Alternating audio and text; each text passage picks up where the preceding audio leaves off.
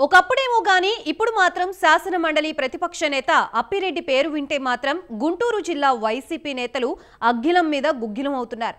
ఎన్నికలప్పుడు ఆయన చెప్పిందే వేదం అన్నట్లు వ్యవహరించిన వైసీపీ నేతలు ప్రస్తుతం ఆయనపై తీవ్ర స్థాయిలో విరుచుకుపడుతున్నారు. అప్పిరెడ్డి అరాచకాలు తెలుసుకుని రాష్ట్ర నాయకులు కూడా వామ్మో అంటున్నారట.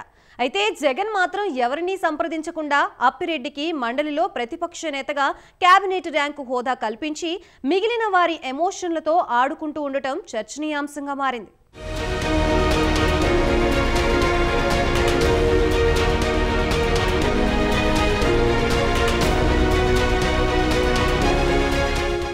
ఏపీ శాసనమండలిలో మొత్తం 58 మంది సభ్యుల్లో 43 మంది వైసీపీ వారే ఉన్నారు. అందులో పలువురు బీసీలు, ఎస్సీలు ప్రాతినిధ్యం వహిస్తున్నారు.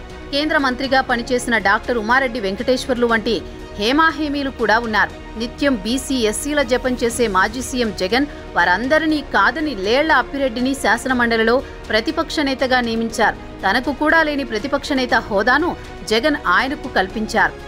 లేళ్ల అప్పిరెడ్డి అపార రాజకీయ అనుభవం ఉందా అంటే అది లేదు. ఎన్ఎస్యుఐతో కెరీర్ మొదలుపెట్టి కాంగ్రెస్ పార్టీ పదవులు, మార్కెట్ యార్డ్ చైర్మన్ వంటి నామినేటెడ్ పదవులతో ఆయన రాజకీయ జీవితం గడిచిపోయింది.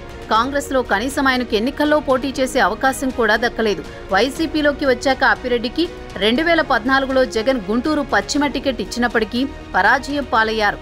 దాంతో 2019లో జగన్ ఆయన్ని పక్కన పెట్టేసి 2021లో ఎమ్మెల్సీని చేశారు.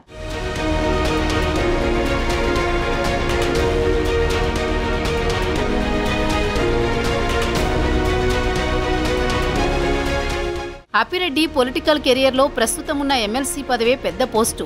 అప్పిరెడ్డికి కరడుగట్టిన రౌడీ షీటర్కు కూడా లేనంత నేర చరిత్ర ఉందంటారు. ఆ దూకుడుతో భయపడుతూ గుంటూరు జిల్లా వైసీపీలో తన హవా కొనసాగించారట. ఆయన అలా నోరున్న నేత అవ్వడం, సొంత సామాజిక వర్గం కావడంతో జగన్ సన్నిహితుల్లో ఒకరయ్యారు అప్పిరెడ్డి. జగన్ దగ్గర చనువు ఉపయోగించుకుని గత ప్రభుత్వంలో స్వామి కార్యాల కంటే స్వకార్యాలు బానే కానిచ్చుకున్నారట ఆయన. తన వర్గానికి సంబంధించిన వారందరికీ పదవులిప్పించుకోవడంలో సక్సెస్ అయ్యారు అప్పిరెడ్డి. గుంటూరులో మాస్ లీడర్గా పేరున్న ఆయన జిల్లాలో మరో వర్గం నేతకు పదవులు రాకుండా అన్నీ తన వారికే కట్టబెట్టారట. అయినా జిల్లా వైసీపీలో ఎవరూ ఆయనకు వ్యతిరేకంగా వాయిస్ వినిపించే సాహసం చేయలేదు. పార్టీ పరాజయం తర్వాత అందరూ అప్పిరెడ్డిని టార్గెట్ చేయడం మొదలుపెట్టారు. తోటి నేతలకు తీవ్ర అన్యాయం చేశారని ధ్వజమెత్తుతున్నారు.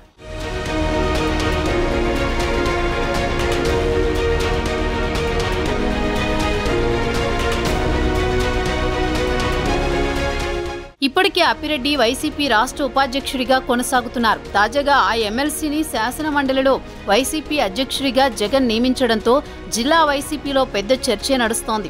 మండలిలో ప్రతిపక్ష నేతగా అప్పిరెడ్డికి అవకాశం కల్పించి ఉమారెడ్డి వెంకటేశ్వర్లు వంటి సీనియర్లను జగన్ అవమానించారని వైసీపీ శ్రేణులు ఆగ్రహం వ్యక్తం చేస్తున్నారు. పార్టీలో ఎవరికి ఏ రకంగా ఉపయోగపడని అప్పిరెడ్డికి జగన్ అంత ప్రాధాన్యం ఇవ్వడం ఏంటని ప్రశ్నిస్తున్నారు. తన వర్గానికి తప్ప మరో నేతకి ఎలాంటి అవకాశాలు రాకూడదన్నట్లు వ్యవహరించే అప్పిరెడ్డికి కేబినెట్ హోదా పదవి కట్టబెట్టడాన్ని ముగ్ధ కంఠంతో వ్యతిరేకిస్తున్నారు.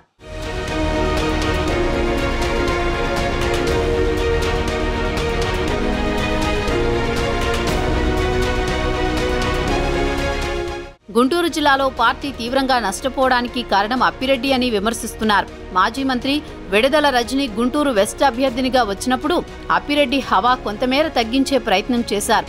కానీ ఎన్నికల తర్వాత పార్టీలో మళ్లీ అప్పిరెడ్డి హవానే కొనసాగేలా జగన్ అవకాశం కల్పించడాన్ని వైసీపీ శ్రేణులు జీర్ణించుకోలేకపోతున్నాయి. అసలే పతనావస్థలో ఉన్న పార్టీకి నిర్ణయం మరింత నెగిటివ్గా మారుతుందంటున్నారు. జిల్లాలో పార్టీకి ప్రస్తుతం గడ్డుకాలం నడుస్తోంది. చాలా మంది నేతలు పార్టీలు మారడానికి సిద్ధంగా ఉన్నారు. ఇలాంటి తరుణంలో పార్టీని పటిష్టం చేయాల్సిన జగన్ తీసుకుంటున్న నిర్ణయాలు పార్టీలోని ముఖ్య నేతలకు మరింత అసహనానికి గురిచేస్తున్నాయట. ఇప్పటికే మాజీ ఎమ్మెల్యేలు మద్దాల గిరి, కిలారి రోసయ్య లాంటి వారు వైసీపీకి గుడ్ బై చెప్పేశారు. రోసయ్య అయితే అప్పిరెడ్డితో పాటు జగన్ని టార్గెట్ చేసి బయటకు వెళ్లిపోయారు. కూటమి నేతలు డోర్లు తెరిస్తే మరికొంతమంది నేతలు ఆ పార్టీలో చేరడానికి సిద్ధంగా ఉన్నారు. ఇలాంటి పరిస్థితుల్లో అప్పిరెడ్డి విషయంలో జగన్ పునరాలోచన చేయాలన్న డిమాండ్ గట్టిగానే వినిపిస్తోంది.